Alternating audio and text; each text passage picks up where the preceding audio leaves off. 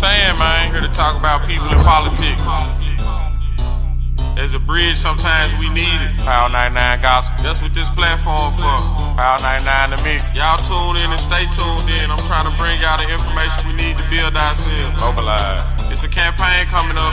Let me find out. You better tap in. We got movement. This who it is, baby. Minus people in politics. Minus people in politics. Minus people in politics. Trying to keep you in the mix.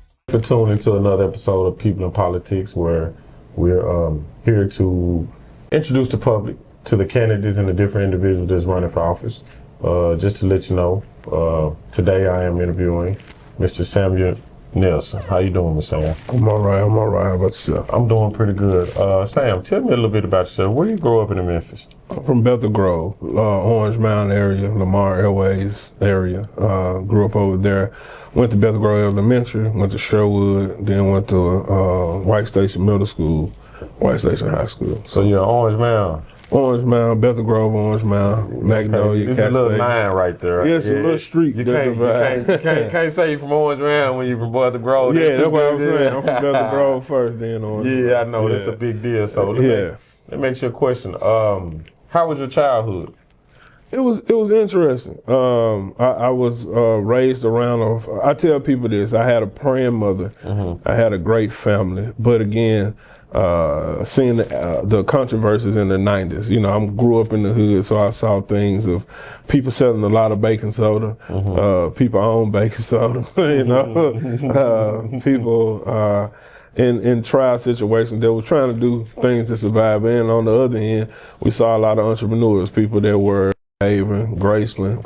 So I saw a lot of ups and downs. So a lot of ups and downs. My dad used to have a barber shop right there, Gary's Market, for a long time. Okay, I know exactly. He was working there. He cut a lot of people from Orange Mound here. Yeah. I grew up down the street near Greer, but it's not Orange Mound, a little bit down the street. Yeah.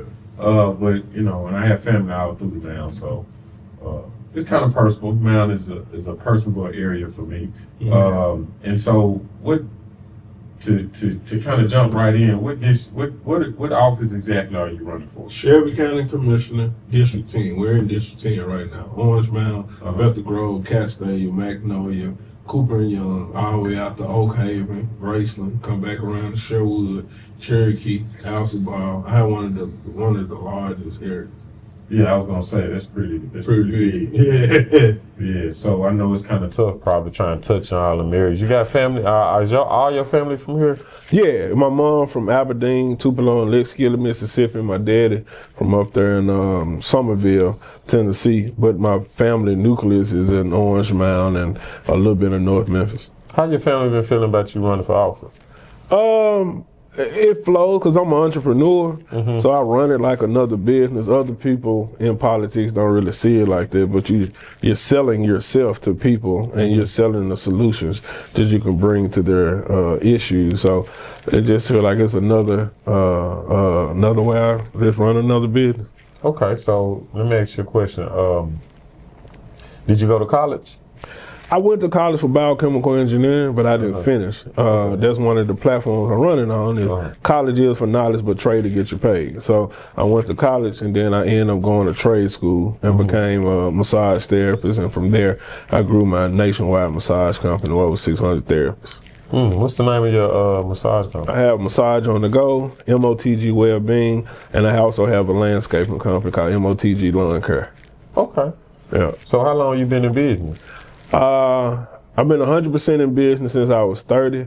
I started it when I was about 25. So for the last 12 years, it got off the ground, and now it's doing pretty good. It's doing pretty good. Mm-hmm. What's some of the things that you think you've learned in your massage business that's going to help you as far as being a commissioner?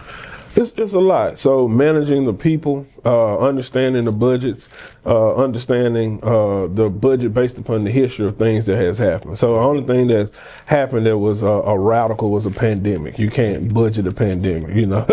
Things happen. But overall, learning ups and downs of peak seasons, when to save money, when to spend money, how to reinvest into the company, understanding people needs. Because we have 600 people in different time zones, different cultures. You have to realize how to talk talk to those people and manage those people based upon the needs of their situation. So all throughout my district, you got to think Cooper Young people are totally different than the people in Elvis Presley.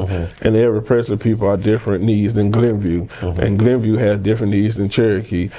We all need to have more economic growth. And that's the main thing of me being a business owner. People don't realize that each district needs a anchor. And what I mean by that, if you've been to Memphis, so if you go to Lamar and Sims, all right, there was a Cherokee bowling lane right there at one point. All right, statistically, a bowling alley has bowling tournaments and things of that nature. That'll bring people in from different parts of Tennessee. That'll bring people in from Mississippi. That'll bring people from Arkansas to be in that tournament. There used to be a big shoe right across the street. I remember that shoe. People used to travel to take pictures in front of that shoe, right? Yeah. I've seen it on the internet circulating a couple of times. So you got two things that's drawing things to that district. When you draw things to that district, what's going to happen? People are going to shop in that district. People are going to sit down and eat in that district. You see what I'm saying? Yes, sir. And then people refer other people, hey man, that's a good bowling alley up there, come on out. So now you got money being circulated in that district and to help everybody else around in that district. Okay. Yeah. So what are some of the challenges you've seen so far that really need to be tackled? Memphis has a lot of good things. Memphis lacks branding and marketing. Okay. The district has a lot of good people. You know, everybody sees the blight. Everybody sees the mental health issues. Everybody sees that it needs economic growth, but nobody really has the creative ways to put things together, or they feel like if you throw a lot of money at certain things, it'll help.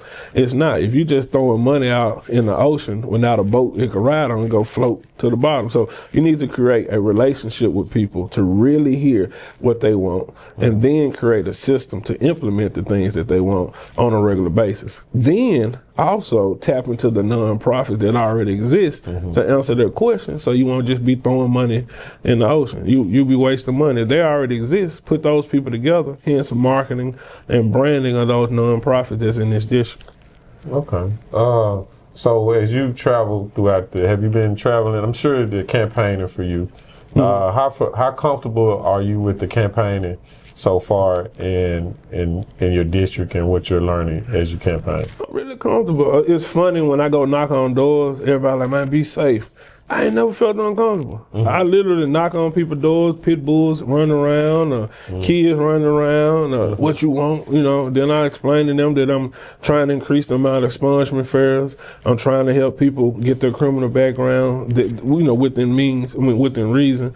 I'm trying to help kids get into trade schools and also people with backgrounds into programs to help expunge them, put them in trade schools. I'm trying to help you keep your house. You know, I'm telling them everything I'm trying to help them with. And then they be happy, they happy then, yeah. They open to talk. They open to talk to me then. So, and then you have some people that just complain that you complaining. So I got to listen to them and figure out how I can help them as well. Okay. So, as you know, it's a lot been going on as far as the city council and the different things, like got the school board, the mayor had his State of the Union, different things like that that's been going on. So what are some of the things that you've seen so far in the city that you really feel like needs to be that you want to put your hands on and touch, that if you get in that position that you really is going to try to make a difference with? Again, my main passion are the elderly, the people that have made mistakes and have criminal backgrounds, and the children. All three of those components lack education. Education in the rights, education in the policies and the procedures that make things happen, and education or knowledge on what they can do to overcome their outcome. The city has a lot of good things, and I know I'm repeating myself, but I've noticed certain people that we voted in to be in certain positions are great campaigners, but they're not really great leaders. And they haven't been in situations in their past to create systems and put those systems in the position that people can actually use the things that they put in place. And that's the main thing that I see. In my district alone, Melrose has issues with the roof. Oak Haven has some issues over there as well with the roof and upkeep of the school. And there's nothing towards the school, but people need more funding. You know, the football team need help. The education system itself It needs help. So I want to be able to put into the budget that we have more AI programs, that we have more software programs, that we put the trade schools back and make them more accessible. So those are the things that I see, and that's what I want to talk about. Yeah, because you said something that, what you say, trade get you paid. College is for knowledge, and trade will get you paid. You go to college. Explain it to me. So you go to college to be a lawyer, a doctor, an engineer, a CPA.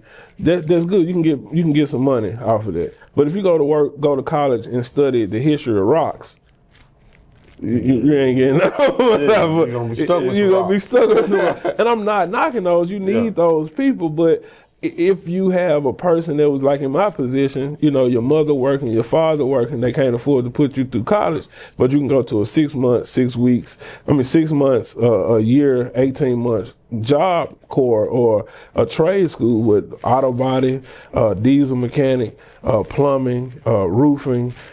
These are trades that you can do anywhere anywhere in the world. And biblically, trades been out throughout history. Paul in the Bible, his father was a tent maker. Mm-hmm. Jesus' father was a carpenter. The first 2 disciples were people mending nets, teaching their kids how to fish. Mm-hmm. So trade been getting people paid. And one thing about that, AI can't take those jobs. AI can't. But the thing is too, if a person 60 and above have trouble with their phone, they hand it to their grandkids, right? Mm-hmm. So that lets you know the kids understanding technology. That's why I keep going back to putting AI programs in front of kids now, so we can't run them from it. We'll be the people coding it. Mm-hmm. We'll be the people building the software. We'll be the people, building the company. So. Yeah, because I've seen some stuff I kind of have recommended myself for people to do. Code crew and coding, stuff like that. So I put together that already. So I put together a Bible study for kids, right? Mm-hmm. I taught them all the trades in the Bible. Mm-hmm. I had the code crew there to sign up the kids that would like to be in coding and AI on the spot. And it's a free program as long as they complete it. And I went so far and talked to the Epic Center. They had people there and say, hey, you finish this program, you do a pitch, and you want to start a company, we'll give you $1,000. Whoa. So I'm coming in with solutions and not ideas. Gotcha. Because that really makes a difference. Now, let me ask you a question. Because you mentioned the Bible, what's your faith in? How does faith play a role in your life? Faith is very, very, very strong. Faith. I'm a minister. I'm a Sunday school teacher. I help a lot with the Sunday school itself, with the church itself. My faith is the strongest thing. I tell people there's 3 H's of faith. You got to hear about it. You got to have the hope about what you heard, and then you got to hop out on it. Mm-hmm. So people don't understand that. So in every aspect of faith and every level, you got to hear somebody's doing what you said you wanted to do, and you got to have hope that you can do that same thing too. But when you hear and you have hope, a lot of people don't hop out and take that leap. So what church are you minister at? Greater New Shiloh on Park and Maywood in Orange Mound. Okay. That's been there for a while, huh? 138 years. Mm-hmm. So I'm pretty sure your church people behind you. 100%. 100%. Yeah, 100%. So what age group you teach at in 18 school? Well, I float. So I actually teach 18 to 35. However, I teach the men's class when they call me, and that's 50 and above. Mm-hmm. I teach the women's class, that's 50 and above. So I love theology. I love Greek. I love Hebrew. I love Aramaic. I love all the languages of the Bible. So I study it. Okay. Mm-hmm. So what are some qualities you think that you have that would be most effective and that you can use, as you move forward in your political career? Because I'm assuming this your first time in a political First time ever running. So going back to that, what actually made you say, okay, I'm going to do this? And when you had to sit down and evaluate that you was going to do this, what do you think that made you feel like, okay, this is what I can bring and these are my passions and this is my experience of what I've given to the community that will make me an effective leader as far as... Well, again, I strongly on my faith. I have a lot of faith. And I try not to tell people, I try not to say it in a way that I'm bragging. But how many black people do you know from Orange Mound that took massage to the level that I have? Nobody. Yeah. I am the blueprint. True. True. Right. So with that being said, I know how to take educated risks. I know when I mess up to say, okay, I messed up, but this is how you fix it. I know how to listen to people. I know how to adjust when a person comes to you with an issue that I can't solve, but I will have enough resources to say, hey, this is what we need to do. And everybody knows me. If I say I'm going to do it, I'm going to do it. A lot of people out here that people get in positions and they fade away. You don't hear from them no more. You complain and they ain't listening to you. They feel that their relationship is not there. And what I tell people, if you can't relate in the ship, the relationship will never move. So you got to be relatable in that ship. You got to listen to people so you can cruise along together. I'm for the people. That's why I tell people, once I win, we all win. True. That's it. So what was that aha moment for you? Once I really understood everything that I was gonna have to do, I went, okay, I can do this. I can do this. So you kind of weighed the challenges of the job before you made the decision. Oh yeah. I did a lot of research. I didn't jump in the water and try to learn how to swim. Yeah, I checked how deep it was, see how many sharks was in the water before I hopped in there. Well, that's good. So I want to thank you for taking the time to spend with us today. I'm glad that you was able to just give us a little time to get to know you better. I wish you the best on your campaign. Right, thank you. Man, I really do. And just so you know, anytime going forward, anytime you want to sit down, talk, and if you want to, anything we can do, just let us know. Yeah, win or lose, we're going to do this again. Yeah, you've been an inspiration to me. All right, thank you, bro. Hey, just Samuel B. Nelson. There you go. The Shelby County Commissioner, District 10. District 10 for the win when you put Sam Nelson in. There you I go. always remember that. Don't play. This is JB, the CEO, and I always remember, powers in the people, the politics we address. Remember that. Thank you for tuning in to People in Politics. We appreciate you. Y'all have a good one. Thanks again.